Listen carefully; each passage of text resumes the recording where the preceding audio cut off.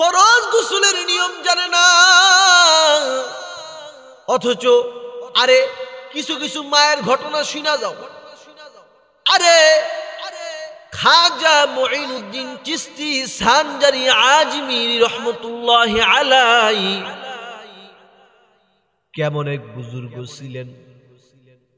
মায়ের কাছে একদিন এসে বলে, আম্মা জান, আমার হাতে হাত রেখে এই ভারতবর্ষের 7 লাখ হিন্দু কালেমা পড়ে মুসলমান হয়েছে, 70 লক্ষ মুসলমান সুন্নতের বায়াত গ্রহণ করেছে, তওবা করেছে, তারা আর জিন্দেগিতে কখনো গুনাহ খাতা করবে না। জননী জাননী, এটা হলো আপনি আপনার সন্তানের ফসল। মা বলে, বাবা মুঈনুদ্দিন, এটা তোমার ফসল না, এটা হলো আমি মায়ের তোহারাত আর শরাফাত। কারণ মুঈনুদ্দিন ভালো করে শুনালো, তুই মুঈনুদ্দিন যখন কিনা আমার পেটের ভিতরে ছিলি, আমি মা তখন কোনোদিন নাপাক হালতে কোনোদিন চলাফেরা করি নাই, সব সময় বা উযু ছিলাম, নাপাক অবস্থায় আমি কদম দেই নাই। মুঈনুদ্দিন রে সব সময় উযুর হালতে আমি চলাফেরা করছি। খাজা মুঈনুদ্দিনের মা বলে, মুঈনুদ্দিন রে, তুই যখন দুনিয়াতে ভূমিষ্ঠ হইছস, মুঈনুদ্দিন, তুই মুঈনুদ্দিনকে আমি মা বিনা গোসলে বিনা ওযুতে তুই মুঈনুদ্দিনকে একদিন 1 ফোঁটা দুধ, আমার স্তনের দুধ তোর মুখের ভিতরে আমি দেই নাই। সব সময় বা ওযু চলাফেরা করেছি।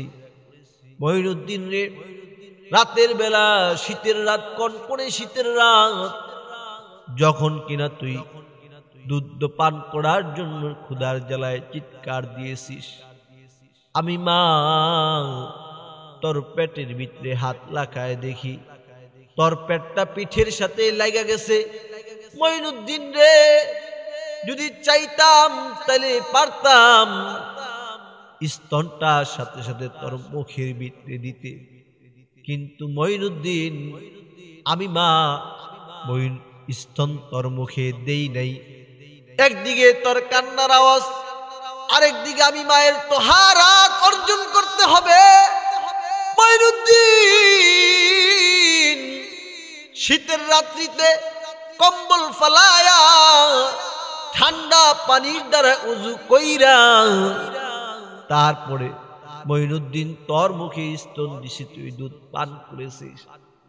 যেই সন্তানকে নাপাক হালতে পেটে বহন করি নাই, যেই সন্তানকে নাপাক হালতে স্তনের দুধ পান করি নাই, ওই সন্তানের হাতে মিল্লাত পবিত্র হবে না তো কার হাতে গিয়া মিল্লাত পবিত্র হবে?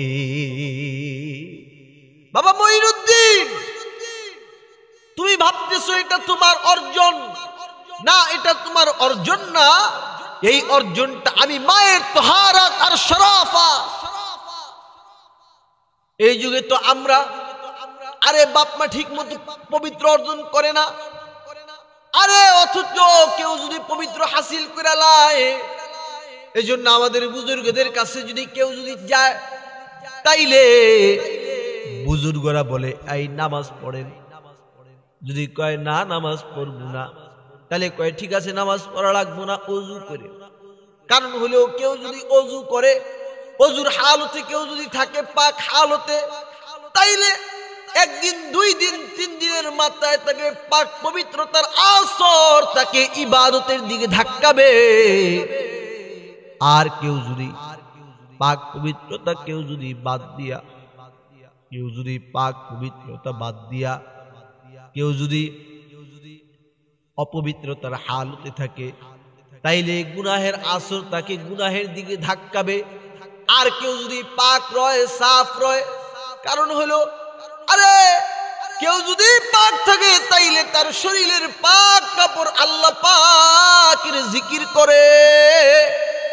কেউ যদি পাক হালতে থাকে, তাইলে আল্লাহ পাক ফেরেশতাদেরকে ডেকে বলে, ফেরেশতারা, আমি আল্লাহ পাক, আমার জান্নাতটা হলো পাক, আমার বান্দা পাক কদমে সেজদা দিছে। ফেরেশতারা, আমি আমার বান্দার সব গুনাহগুলোকে মাফ কইরা আমার এই বান্দাটাকে, আমি পাক মালিক আমার বান্দাকে আমার পাক জান্নাতের সর্দার বানায় দিলাম, পাক জান্নাতের সর্দার বানায় দিল। এজন্য ওযু করা, তাহারাত হাসিল করা, সবসময় পবিত্রতা অর্জন করা। আরে পবিত্রতা ছাড়া কিন্তু নামাজ হয় না। কারণ হইল মক্তবে বাচ্চাদেরকে হুজুররা পড়ায়, শরীর পাক, কাপড় পাক, নামাজের জায়গা পাক।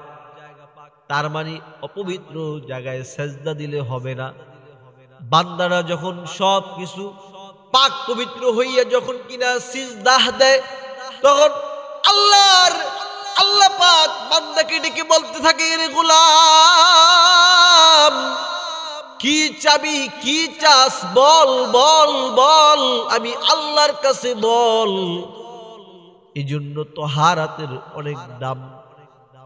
হযরত আয়েশা বলেন, সরওয়ারে দু আলম হাসরের ময়দানে হাজার হাজার উম্মতের ভিতরে আপনি রাসূল আপনার উম্মতদেরকে কেমনে চিনবেন, কেমনে বুঝবেন এটা আপনার উম্মত? আল্লাহর রাসূল সাল্লাল্লাহু আলাইহি ওয়াসাল্লাম, আল্লাহর রাসূল বলে, আয়েশা, একটা ময়দানের ভিতরে যদি শত শত ঘোড়া যদি রাখা হয়, ওই ঘোড়ার থেকে যদি একটা মালিকের ঘোড়া যদি হয় চিটকু ঘোড়া, যেই ঘোড়ার ময়দানের ভিতরে সবগুলো কালা ঘোড়া, কিন্তু এর ভিতরে একটা ঘোড়া এরকম আছে যেই ঘোড়াটার হাতের ভিতরে, পায়ের ভিতরে, চাঁদের ভিতরে সাদা সাদা ছাপ আছে। শত শত মালিকের ঘোড়া থেকে যেরকম চাঁদি শিলা সাদা ঘোড়া খুঁজা নিতে মালিকের যেরকম কষ্ট হবে না, আয়েশা, আমার উম্মতের ভিতরে আমার যে উম্মত গুলো ওযু করবে, আমার উম্মতের ওযুর আজব গুলো চমকাবে। হাসরের ময়দানে আমি রাসূল শুধুই মাত্র তাদেরকে চিনব না, বনি আদম থেকে শুরু করে ঈসা পর্যন্ত সকল নবী এবং সকল নবীর উম্মতরা আমার ওই উম্মতদেরকে এক নজর দেখা মাত্রই চিনে ফেলবি। এই যুবকরা, তাইলে আজ থেকে ওয়াদা করা চাই, ওযুর হালতে সব সময় থাকা, পাক বদনে সব সময় চলাফেরা।